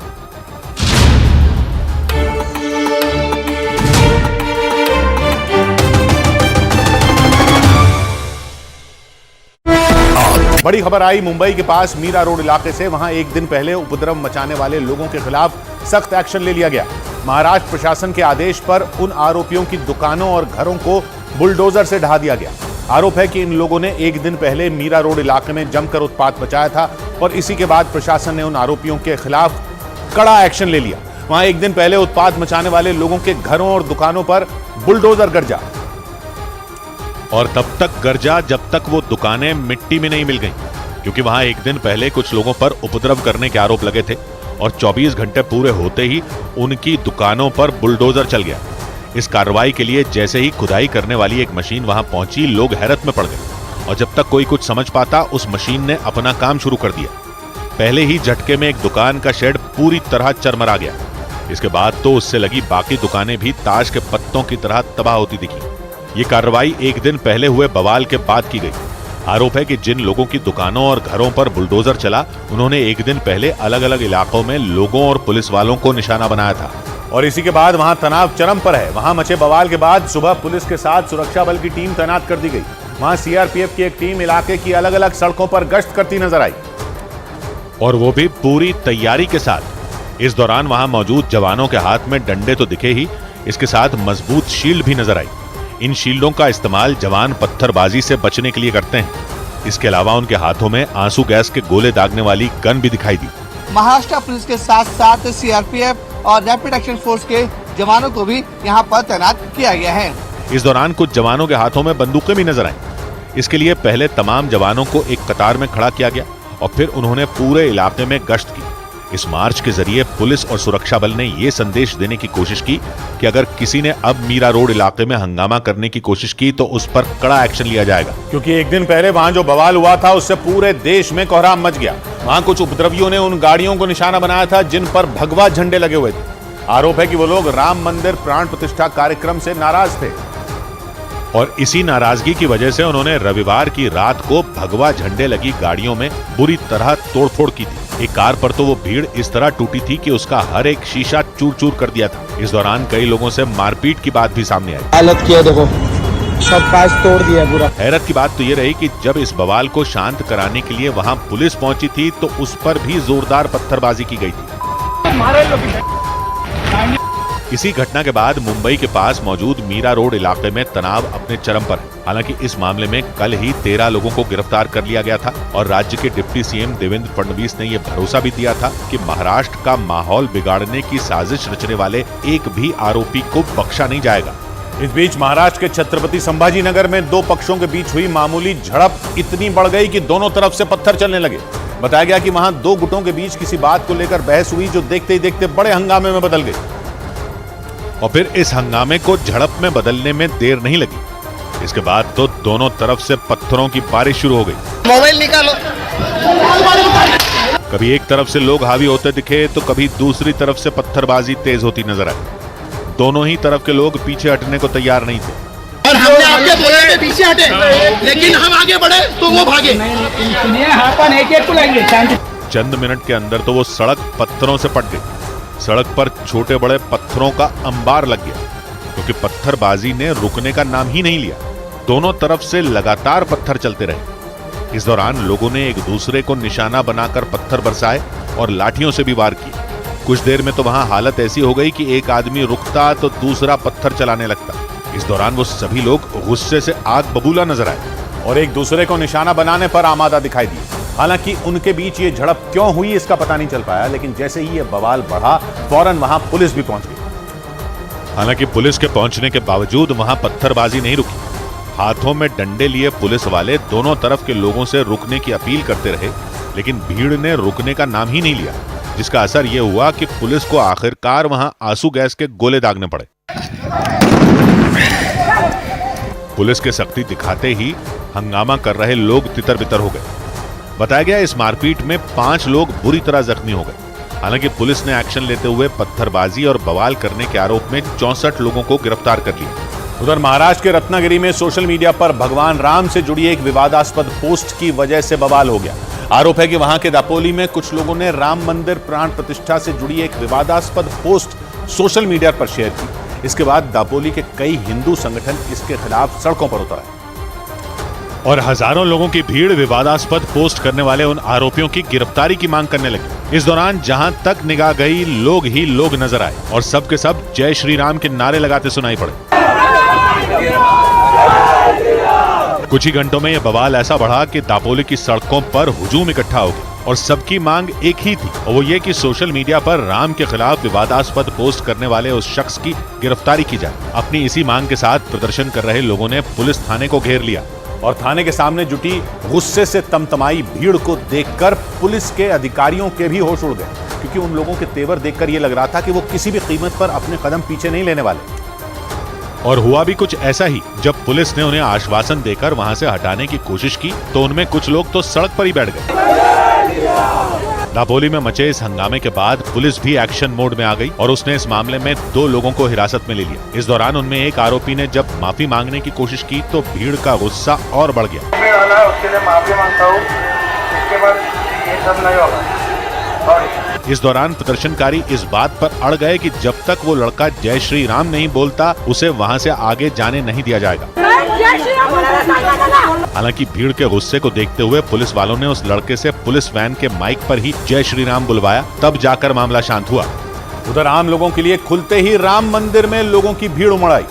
पहले ही दिन अयोध्या में लाखों लोगों ने दर्शन किए। दर्शन के लिए रात के 3 बजे से ही राम मंदिर के मेन गेट पर लंबी लाइन लग गई। प्राण प्रतिष्ठा के अगले दिन आम लोगों के लिए राम मंदिर के कपाट सुबह 7 बजे खुले और रामलला के पहले दर्शन के लिए श्रद्धालुओं की भीड़ उमड़ आई। पहले ही दिन मंदिर में लाखों लोगों ने दर्शन किए। इतनी बड़ी संख्या में आए लोगों को संभालने में प्रशासन ने अपनी पूरी ताकत झोंकी। सुबह सुबह ही सैकड़ों श्रद्धालु मंदिर पहुंच गए। मंदिर के अंदर जाने की कोशिश में धक्का मुक्की भी हुई। समंदर की लहरों की तरह दिख रहे राम भक्त अंदर जाने की कोशिश करने लगे और पुलिस वाले उन्हें रोकने और समझाने में जुट गए। एक तस्वीर में दिखा कि भीड़ में फंसे एक शख्स को तो सुरक्षा कर्मी खुद बचाकर बाहर लाया। पानी है। मंदिर के चेकिंग सेंटर पर तो और ज्यादा भीड़ थी। वहां लोग पुलिस की बांधी रस्सी को पार करते हुए मंदिर के गेट की ओर बढ़े और पुलिस वालों ने रस्सी पकड़कर भीड़ को रोकने की कोशिश जारी रखी। लेकिन लोग ज्यादा थे और इसलिए मंदिर के मेन गेट पर श्रद्धालुओं का जमावड़ा लग गया। पुलिस ने लोगों को समझाकर मेन गेट पर रोकना चाहा। हालात काबू में रखने के लिए पुलिस ने बैरिकेडिंग लगाकर रास्ते भी बंद कर दिए। लेकिन श्रद्धालु अंदर जाने के लिए परेशान दिखे। इस चक्कर में उनकी और पुलिस वालों की धक्का मुक्की भी हो गई, क्योंकि श्रद्धालु बैरिकेड हटाकर अंदर घुसने की कोशिश करते दिखे। एक बैरिकेड तो उन्होंने गिरा भी डाला।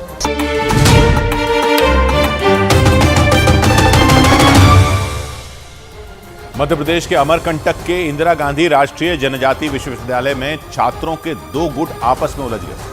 जानकारी के मुताबिक जिन लड़कों के बीच लड़ाई हुई वो सभी बीजेपी की छात्र इकाई एबीवीपी के सदस्य हैं और दावा किया गया कि उनके बीच पदों के बंटवारे को लेकर झड़प हुई और इस दौरान वहां जबरदस्त लात घूंसे चले। वहां से आए एक वीडियो में कुछ लोग झुंड बनाकर खड़े नजर आए। ऐसा लगा जैसे उनके बीच किसी बात को लेकर बहस हो रही थी और फिर अचानक उनमें 2 लड़कों ने एक दूसरे का कॉलर पकड़ा और हाथ पैर चलाने शुरू कर दिए। इसके बाद तो 2 लड़कों की मारपीट पलक झपकते ही 2 गुटों की मारपीट में बदल गई। जिसके हाथ जो लगा वो उसी से दूसरे को मारने लगा। किसी ने घूंसे मारे तो कोई लात चलाता दिखाई दिया। इस दौरान एक लड़का लोहे की रॉड उठा लाया और फिर तो दूसरे गुट के लड़कों की शामत आ गई। हमारा सिर फाड़ दिया है, मतलब ये समझ लो आप ऊंच नीच हो जाती तो गारंटी है, मरना निश्चित है। इंदिरा गांधी राष्ट्रीय जनजाति विश्वविद्यालय के कैंपस में मचे इस बवाल के बाद वहां हंगामा मच गया। इसके बाद छात्रों के एक गुट ने यह मांग की कि मारपीट करने वाले लड़कों को किसी भी कीमत पर यूनिवर्सिटी से बाहर निकाला जाए। उधर जयपुर में 2 बैंकों और गहनों की दुकानों में चोरी के लिए बदमाशों ने जमीन के नीचे 100 मीटर लंबी सुरंग बना दी। पुलिस के मुताबिक ये सुरंग वहां पिछले कई महीनों से खोदी जा रही थी। इसके लिए 4 बदमाशों के गैंग ने एक दुकान का इस्तेमाल किया और उस दुकान के नीचे से ही बदमाशों ने 100 मीटर लंबी सुरंग बना दी। सुरंग का पता चलने पर पुलिस जब वहां पहुंची तो हैरत में पड़ गई, क्योंकि वो दुकान बाहर से बिल्कुल दूसरी दुकानों की तरह ही नजर आ रही थी। लेकिन पुलिस के जवान उस दुकान के अंदर घुसे तो उन्हें वहां सुरंग मिली। उसे छुपाने के लिए लकड़ी से ढक दिया गया था और उस दुकान के बेसमेंट में रैक पर बड़े पैमाने पर बोरियां रखी गई थी, जबकि दुकान के ऊपरी हिस्से में टेबल और कुर्सियां रखी थी ताकि बाहर से किसी को शक न हो। लेकिन वहां उस सुरंग की लंबाई का पता लगाने के लिए पुलिस की टीम आगे बढ़ी तो चौंक गई, क्योंकि सुरंग काफी दूर तक खोदी जा चुकी थी। बरेली से पता चला कि बरेली से इस तरह की गैंग आई हुई थी, तो इसमें इनकी ये स्पेशलिटी है। पुलिस के मुताबिक 6 महीने पहले उन 4 बदमाशों ने मिलकर वो दुकान किराए पर ली थी और उस दुकान से ही सुरंग खोदने का काम शुरू किया था। और पुलिस के मुताबिक इस सुरंग के जरिए 2 बैंकों और गहनों की दुकानों में लूट की प्लानिंग की गई थी, क्योंकि वहां बैंक से सुरंग की दूरी सिर्फ 40 फीट ही बची थी। लेकिन इससे पहले ही पुलिस को खबर लग गई और पुलिस की टीम ने वहां धावा बोल दिया। कार्रवाई के दौरान पुलिस ने कुछ मजदूरों को सुरंग के अंदर भेजा। इस दौरान वहां सुरंग में पानी की खाली बोतलें और मिट्टी से भरी कई बोरियां मिली। इसके साथ सुरंग को सुरक्षित रखने के लिए वहां ऊपर की तरफ लकड़ी और बांस के खंभे लगाए गए थे। तस्वीरों में सुरंग काफी चौड़ी नजर आई, यानी एक साथ 2 लोग सुरंग में दाखिल हो सकें, इसी हिसाब से सुरंग खोदी गई थी। ये सुरंग बहुत आगे भैया। पुलिस के मुताबिक जयपुर की अंबाबाड़ी सब्जी मंडी में कुछ दिनों पहले जमीन धंसने से एक ट्रैक्टर वहां फंस गया था। इस दौरान जब वहां पुलिस पहुंची तो उन्हें सुरंग का पता चला, क्योंकि सुरंग की वजह से ही वहां मिट्टी धंस गई थी। और इसके बाद पुलिस उस दुकान तक पहुंच गई जहां से सुरंग खोदी गई थी। इनकी दुकान में नक्शे मिले हैं तो वो SBI बैंक के ही थे। बताया गया कि सुरंग के जरिए वो बदमाश 2 बैंकों और कई गहनों की दुकान में लूट की वारदात को अंजाम देने वाले थे। हालांकि पुलिस ने इस मामले में एक आरोपी को हिरासत में ले लिया और उन बदमाशों की तलाश में जुट गई। उधर मिजोरम की राजधानी आइजॉल में म्यांमार के सैनिकों को लेने आया एक प्लेन हादसे का शिकार हो गया। जानकारी के मुताबिक वो प्लेन उन सैनिकों को वापस लेने आया था जो म्यांमार से भागकर भारत आ गए थे, और वो प्लेन उन्हीं सैनिकों को लेने के इरादे से मिजोरम की राजधानी आइजॉल के लेंगपुई एयरपोर्ट पर उतरा। लेकिन जैसे ही उसने जमीन को छुआ, रनवे पर फिसलन होने की वजह से उसने संतुलन खो दिया और वो प्लेन रनवे से उतरकर पास मौजूद खाई में जा गिरा। Landing the aircraft overshot the runway and went into the bushes. इस हादसे में नीले और सफेद रंग के उस प्लेन की हालत इतनी बुरी हो गई कि वो उड़ने लायक ही नहीं बचा। रनवे से उतरने के बाद उस प्लेन में मौजूद 2 लोग तो बुरी तरह जख्मी हो गए, जबकि 12 लोगों को मामूली चोटें आईं। बताया गया कि म्यांमार की सेना का यह प्लेन जिन सैनिकों को लेने आया था, वो 2 दिन पहले वहां से भागकर भारत की सीमा में घुस गए थे, क्योंकि म्यांमार की सेना के अड्डों पर वहां के एक विद्रोही संगठन के लोगों ने कब्जा कर लिया था। इधर जननायक के रूप में मशहूर कर्पूरी ठाकुर को देश का सबसे बड़ा सम्मान दिया जाएगा। बिहार के पूर्व मुख्यमंत्री कर्पूरी ठाकुर को भारत रत्न सम्मान देने का ऐलान किया गया। उन्हें मरणोपरांत ये सम्मान दिया जाएगा। कर्पूरी ठाकुर पिछड़े वर्ग के हितों की वकालत करने के लिए जाने जाते थे। सूत्रों के मुताबिक सीबीआई ने दिल्ली में मोहल्ला क्लिनिक घोटाले के आरोपों की जांच शुरू कर दी। 23 दिसंबर को विजिलेंस डिपार्टमेंट ने एक रिपोर्ट में दिल्ली के मोहल्ला क्लिनिकों में नकली दवाएं होने की बात कही थी। इस पर दिल्ली के उपराज्यपाल ने मामले की जांच सीबीआई से कराने के आदेश दिए थे। उत्तर प्रदेश के मथुरा में 50,000 रुपए के एक इनामी बदमाश को पुलिस ने एक मुठभेड़ के बाद गिरफ्तार कर लिया। इस दौरान वहां से कुछ हथियार भी बरामद किए गए। पुलिस के मुताबिक उस बदमाश पर 20 से ज्यादा केस दर्ज हैं। 2020 से गैंगस्टर के मामले में बातचीत चल रहा था। उधर सोशल मीडिया पर चीन के जवानों के जय श्री राम का नारा लगाने का एक वीडियो वायरल हो गया। वायरल वीडियो में LAC यानी भारत और चीन की सीमा के पास चीन के कुछ सैनिक भारतीय सेना के जवानों के साथ जय श्री राम का नारा लगाते दिखे और दावा किया गया कि राम जन्मभूमि मंदिर में प्राण प्रतिष्ठा के मौके पर चीन के सैनिकों ने भी जय श्री राम का जयकारा लगाया। जय श्री राम, जय श्री राम। सोशल मीडिया पर वायरल हो रहा वीडियो सिर्फ 16 सेकंड का है। वीडियो में एक टेबल के दाहिनी तरफ भारतीय सेना के 5 जवान खड़े दिखे, तो उस टेबल के बाईं तरफ कतार में चीन के 7 सैनिक भी खड़े नजर आए। वीडियो में भारतीय सैनिक चीन के सैनिकों को जय श्री राम का नारा लगाना सिखाते दिखे। जय जय श्री राम, जय श्री राम। इसके बाद दोनों देशों के सैनिक एक साथ मिलकर जय श्री राम का नारा लगाते दिखाई दिए। जय श्री राम। सोशल मीडिया के अलग अलग प्लेटफॉर्म पर यह वीडियो तेजी से वायरल हो रहा है। उत्तर प्रदेश के मथुरा में एक ऐसी शादी हुई जिसमें सब कुछ भगवा रंग में रंगा नजर आया। वहां शादी समारोह के दौरान सभी लोग अयोध्या में हुए राम मंदिर प्राण प्रतिष्ठा समारोह का जश्न मनाते नजर आए और बाराती तो अपने साथ बड़े बड़े भगवा झंडे लेकर पहुंचे। इसके बाद वो स्टेज पर चढ़े और जय श्री राम लिखे हुए झंडे लहराते हुए राम भजनों पर नाचने लगे। इसके बाद जब दुल्हन की एंट्री हुई तो ढोल नगाड़ों के साथ भी झंडे लहराए गए।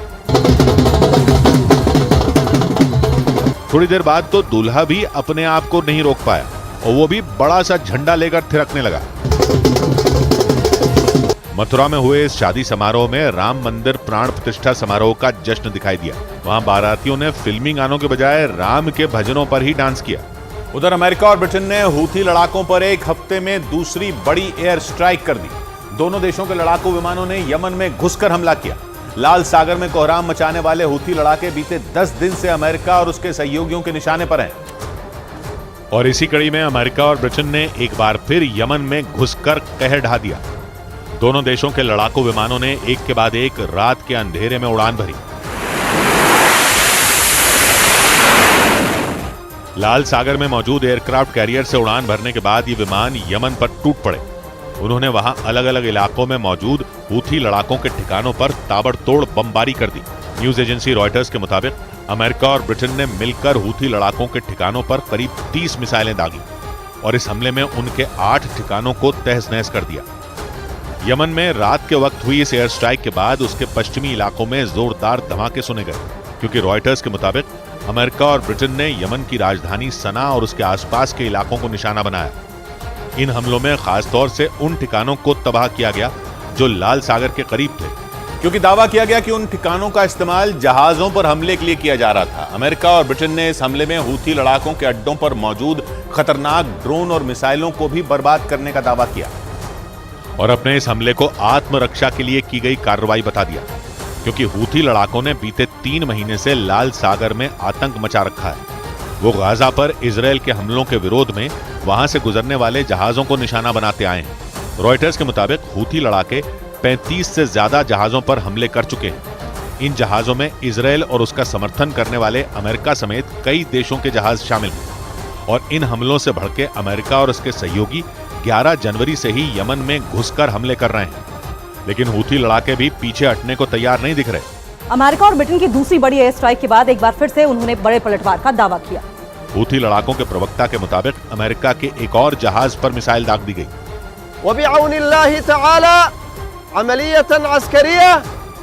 हालांकि अमेरिका ने अपने जहाज पर हमले के दावे को झूठा करार दिया, लेकिन इसी बीच हूथी लड़ाकों की मदद करने वाले ईरान ने अमेरिका की चिंता बढ़ा दी। ईरान ने अपनी सेना में बड़ी संख्या में नए खतरनाक ड्रोन शामिल कर दिए। दावा किया गया कि ईरान का यह कदम इजरायल के साथ साथ अमेरिका की भी धड़कनें बढ़ा सकता है, क्योंकि ईरान के मीडिया के मुताबिक वहां की सेना को एक साथ सैकड़ों नए और खतरनाक ड्रोन मिल गए। दावा किया गया कि ईरान की सेना में जो नए ड्रोन शामिल किए गए वो दुश्मन की निगरानी करने के साथ ही उसका खात्मा भी कर सकते हैं।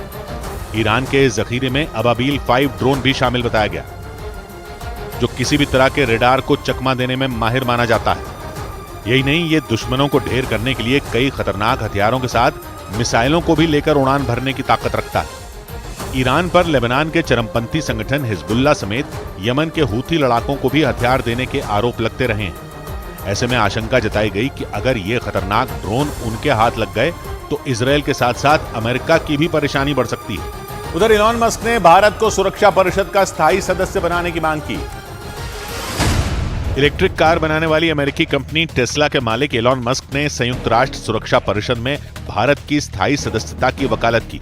सोशल मीडिया प्लेटफॉर्म एक्स के जरिए उन्होंने संयुक्त राष्ट्र सुरक्षा परिषद में भारत के स्थायी सदस्य न होने को बेतुका बताया।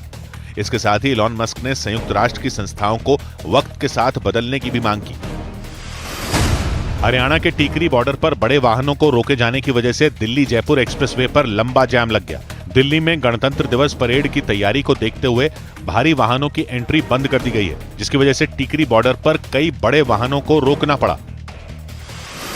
मध्य प्रदेश के छतरपुर में एक बस में अचानक आग लगने से हड़कंप मच गया। इस दौरान बस में बैठे यात्रियों ने बस से कूदकर अपनी जान बचाई। मौके पर पहुंची फायर ब्रिगेड की टीम ने किसी तरह आग को बुझा दिया। इस बीच अमेरिका के कैलिफोर्निया में भारी बारिश के बाद आई बाढ़ ने तबाही मचा दी। वहां के सैन डिएगो शहर में हालात इतने खराब हो गए कि सड़क पर खड़ी गाड़ियां डूबने लगी और पानी का बहाव इतना तेज था कि वो पूरी की पूरी गाड़ी को अपने साथ बहा ले गया। तस्वीरों में उस सड़क पर तेज रफ्तार में पानी बहता नजर आया। इस दौरान उस सड़क पर कई गाड़ियां खड़ी दिखाई दी। तभी अचानक वहां खड़ी एक गाड़ी उस तेज रफ्तार पानी की चपेट में आ गई और बहती चली गई। वो गाड़ी पानी में ऐसे बहने लगी जैसे कागज की नाव बह रही हो। ऐसा ही वहां के दूसरे इलाकों में भी दिखाई दिया। वहां भी बाढ़ के पानी ने गाड़ियों को कबाड़ में तब्दील कर दिया। पानी में बहकर आई कई गाड़ियां पलट गई तो कई गाड़ियां एक दूसरे पर चढ़ गईं। बाढ़ ने वहां ऐसी तबाही मचाई कि चारों तरफ टूटी सड़कें और कीचड़ ही नजर आया, जिसकी वजह से लोगों की परेशानी बढ़ गई। बताया गया कि 2 दिन तक हुई लगातार बारिश के बाद वहां बाढ़ जैसे हालात बन गए। ऐसे में प्रशासन की तरफ से लोगों को घरों में ही रहने की सलाह दी गई। उधर ईशा नाम के तूफान ने ब्रिटेन और आयरलैंड में जमकर कहर बरपाया। तूफान की वजह से आयरलैंड के डबलिन में समंदर में उफनती लहरें उठने लगी और इसकी वजह से समंदर किनारे खड़े बड़े बड़े जहाज भी हिचकोले खाने लगे। ऐसे में तटीय इलाकों में रहने वाले लोगों के लिए अलर्ट जारी कर दिया गया और लोगों से सुरक्षित जगहों पर जाने की अपील की गई। स्कॉटलैंड के एडिनबरा में भी तूफान ईशा का असर देखा गया। तूफान के असर से वहां के समंदर में भी ऊंची ऊंची लहरें उठती दिखाई दी। इसकी वजह से तटीय इलाकों में रहने वाले लोगों पर खतरा मंडराने लगा। इसके अलावा वहां तेज हवाओं के साथ जोरदार बारिश भी हुई, जिसकी वजह से वहां के कई इलाके पूरी तरह जलमग्न हो गए, जबकि कई इलाकों में बड़े बड़े पेड़ गिरने की वजह से रास्ते बंद हो गए। वहां के एडिनबरा एयरपोर्ट से भी हैरान करने वाली कुछ तस्वीरें सामने आई। उनमें तेज हवाओं की वजह से एक यात्री का बैग रनवे पर खुद ब खुद चलता दिखाई दिया और ऐसा इसलिए हुआ क्योंकि तूफान ईशा के ब्रिटेन से टकराते ही वहां तूफानी हवाएं चलने लगी। बताया गया कि तूफान की वजह से वहां का रेलवे नेटवर्क पूरी तरह प्रभावित हो गया।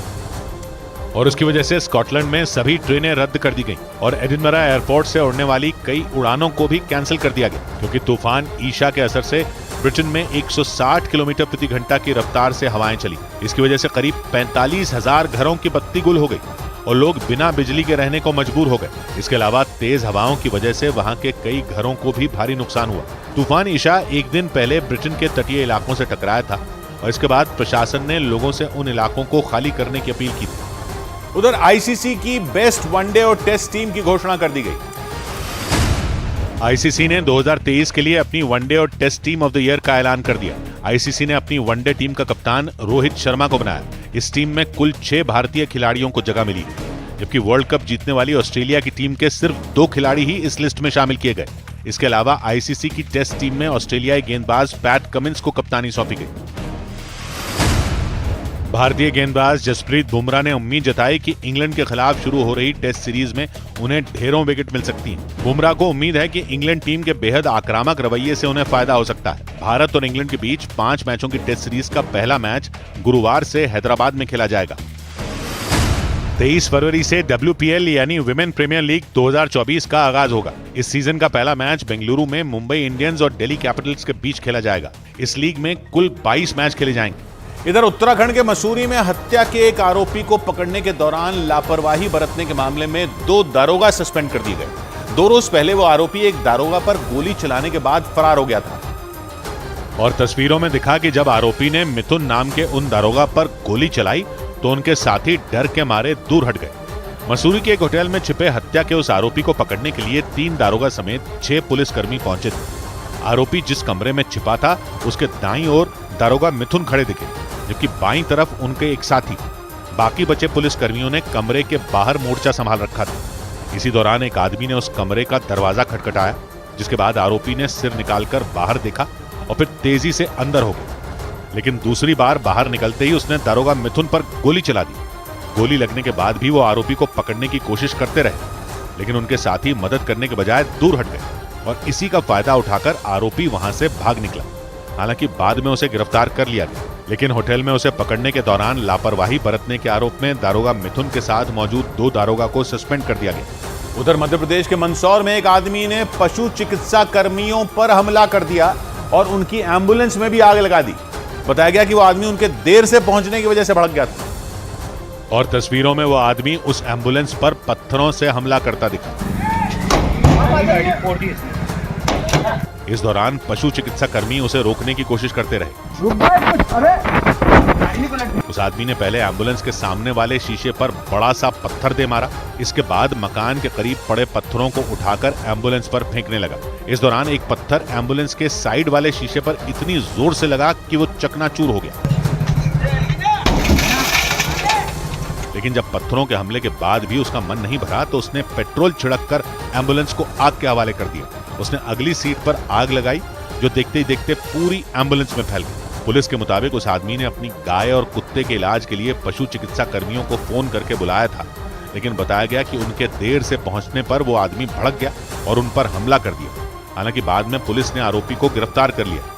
उधर भारत ने हांगकांग के शेयर मार्केट को पीछे छोड़ दिया। हांगकांग को पछाड़कर भारतीय शेयर बाजार दुनिया का 4था सबसे बड़ा शेयर मार्केट बन गया। भारतीय शेयर बाजार के एक्सचेंजों में लिस्टेड कंपनियों के शेयरों का कुल मार्केट कैप 4,33,000 करोड़ अमेरिकी डॉलर हो गया, जबकि हांगकांग के शेयर बाजार का कुल मार्केट कैप 4,29,000 करोड़ अमेरिकी डॉलर है। भारतीय शेयर बाजार में जोरदार बिकवाली देखने को मिली। इस दौरान सबसे ज्यादा गिरावट बैंकिंग सेक्टर के शेयरों में रही। इसके अलावा रियल्टी और मेटल सेक्टर के शेयरों पर भी दबाव रहा। फार्मा को छोड़कर बाकी सभी सेक्टरल इंडेक्स लाल निशान पर बंद हुए। इसकी वजह से बॉम्बे स्टॉक एक्सचेंज का सेंसेक्स 1053 अंक गिरकर 70,371 पर बंद हुआ, जबकि निफ्टी 333 अंकों की गिरावट के साथ 21,239 के स्तर पर पहुंच गया। उत्तर भारत में घने कोहरे की वजह से दिल्ली आने वाली 28 से ज्यादा ट्रेनें लेट हो गईं। इतना ही नहीं, धुंध की वजह से दिल्ली से जाने वाली कई ट्रेनों को रद्द भी करना पड़ा। मौसम विभाग ने अगले 2 दिन तक उत्तर भारत में घने कोहरे और शीतलहर की आशंका जताई है। इधर उत्तर प्रदेश के मेरठ में लड़की की गोली मारकर हत्या करने के बाद हड़कंप मच गया। पुलिस के मुताबिक छेड़छाड़ का विरोध करने पर उस लड़की के पड़ोस में रहने वाले लड़के ने ही उसे गोली मार दी और वहां से फरार हो गया। लेकिन दिन दहाड़े गोली चलने से पूरे इलाके में कोहराम मच गया। लोगों की भीड़ वहां इकट्ठा हो गई। गोली कांड से भड़के लोगों ने सड़क जाम कर दी। हत्या के बाद नाराज लड़की के घर वालों ने पुलिस से आरोपी के एनकाउंटर की मांग की। हमारे बच्चे का गोली मारे, उसका एनकाउंटर चाहिए। दिन दहाड़े हुई हत्या की घटना से हर कोई सन्न था। वहां मौजूद लोगों ने बताया कि आरोपी का नाम फरहान है और वो भी इसी मोहल्ले में रहता है। उसी ने लड़की के साथ छेड़छाड़ की कोशिश की, जिसका विरोध करने पर उसने पिस्तौल से लड़की के सिर में गोली मार दी। एक लड़का है फरहान, उसने आके इसके वहीं पे गोली मार दी उसकी। और हत्या के बाद आरोपी वहां से फरार हो गया।